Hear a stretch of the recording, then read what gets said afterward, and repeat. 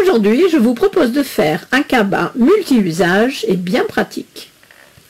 Il fait 39 cm de large, 26 cm de haut et 5 cm de profondeur. Sur le devant, vous avez une poche en vinyle transparent. À l'arrière, il y a une grande poche zippée. À l'intérieur se trouvent deux grandes poches. Ce cabas a la particularité d'être mince, donc vous pouvez en faire un porte-document, un attaché case ou bien un sac dans lequel mettre votre ordinateur portable s'il a la taille d'une feuille A4. Les grandes poches seront donc utilisées pour mettre le transformateur et tous les câbles dont vous avez besoin. Pour la base, il vous faut 2 morceaux de PVC ou bien de simili-cuir. En ce qui concerne le haut du sac, 2 morceaux de tissu extérieur. Nous allons commencer par les anses. Si vous ne voulez pas vous embêter à les faire, achetez de la sangle. Il vous faut 2 fois 75 cm. Si vous voulez faire vos anses vous-même, rien de plus facile, prenez une grande bande de tissu, donc ici 75 cm de long, sur à peu près entre 10 et 12 cm de large. Pliez le morceau en deux, marquez la pliure, rouvrez le morceau, ramenez les deux bords vers l'intérieur, donnez un coup de fer, pliez encore en deux et ensuite faites une surpiqûre de chaque côté, longueur de point 3. Et ça ressemble à ce que je vous ai montré, donc noir sur noir, c'est pas idéal, mais enfin on voit quand même bien les deux surpiqûres de chaque côté. Prenez un morceau de tissu extérieur, posez le patron dessus.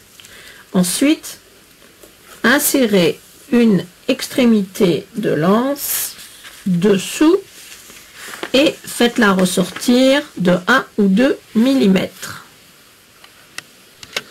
Alignez bien le bord de lance avec le côté du rectangle.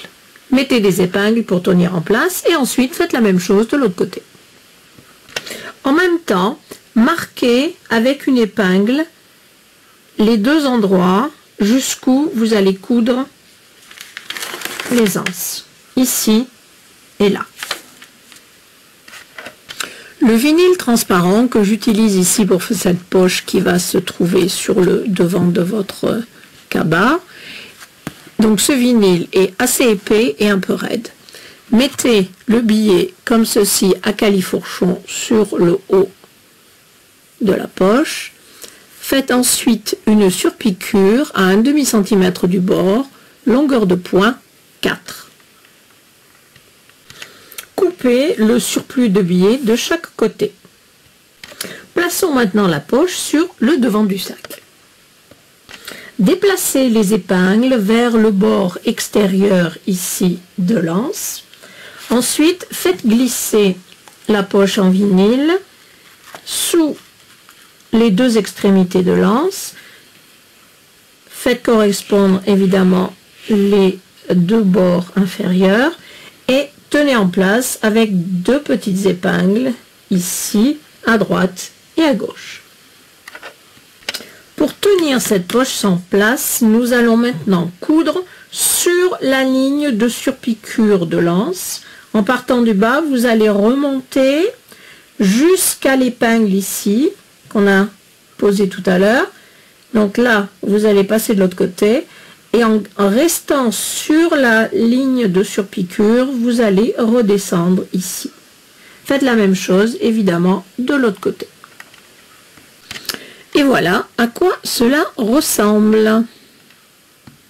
Nous allons maintenant ajouter la base, endroit contre endroit, donc mettez à l'envers, alignez les deux bords, mettez des pinces pour maintenir en place et faites une couture à 1 cm tout le long.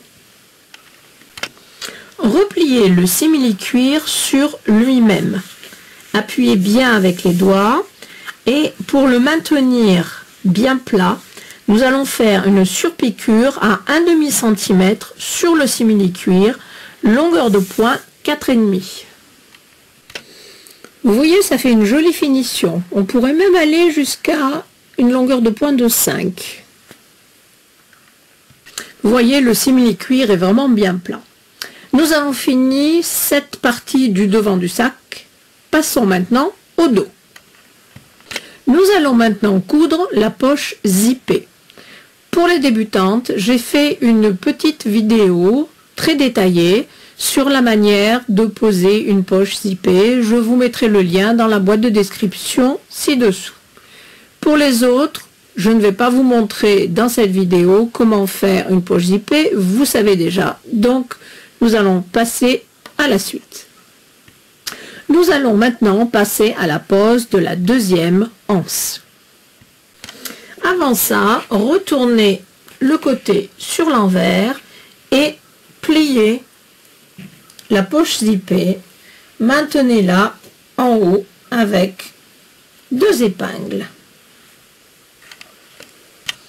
Utilisez à nouveau le patron pour placer la seconde anse et ensuite suivez la même méthode que l'autre pour la coudre.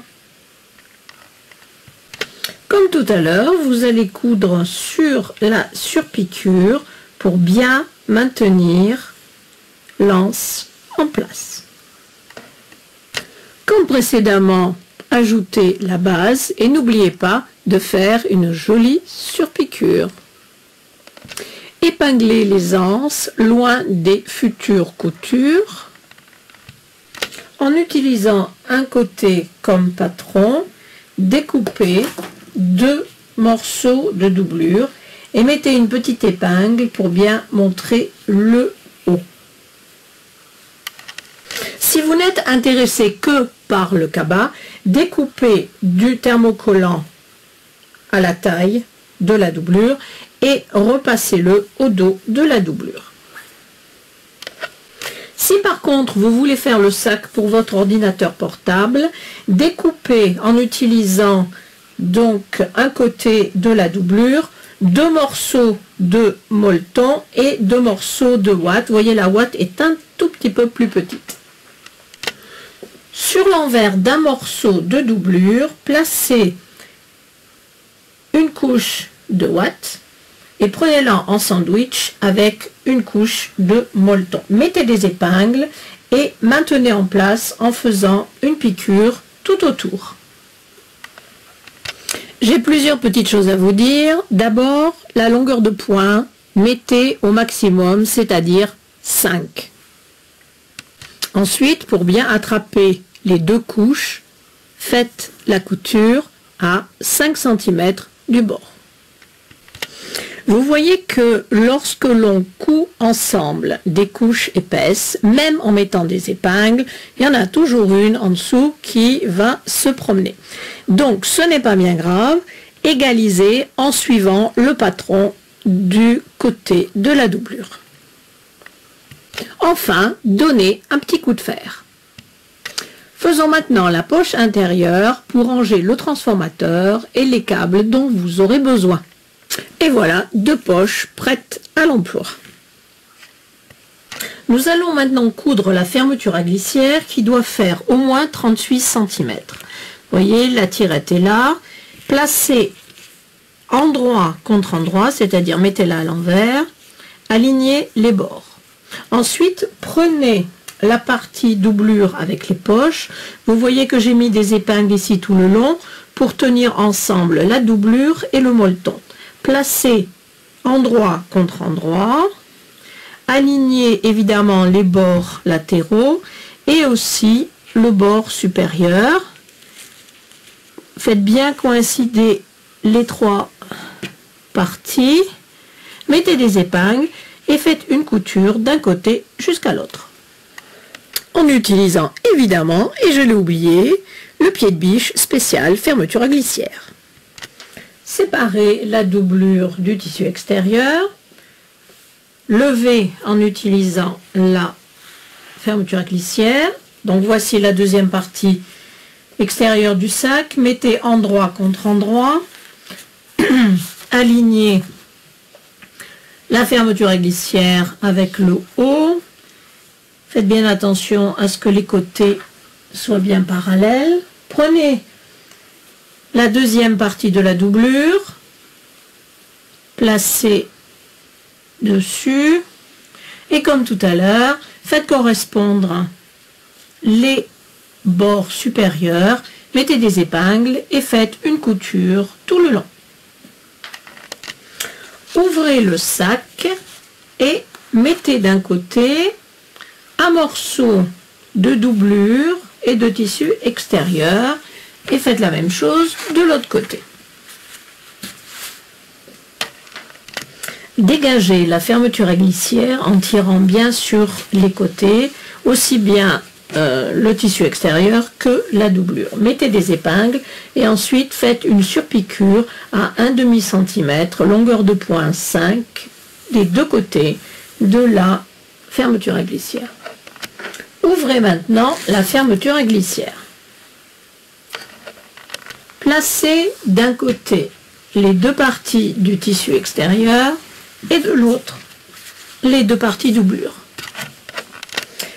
Mettez des épingles tout autour dans la partie tissu. Ensuite, dans la partie simili-cuir, mettez des pinces.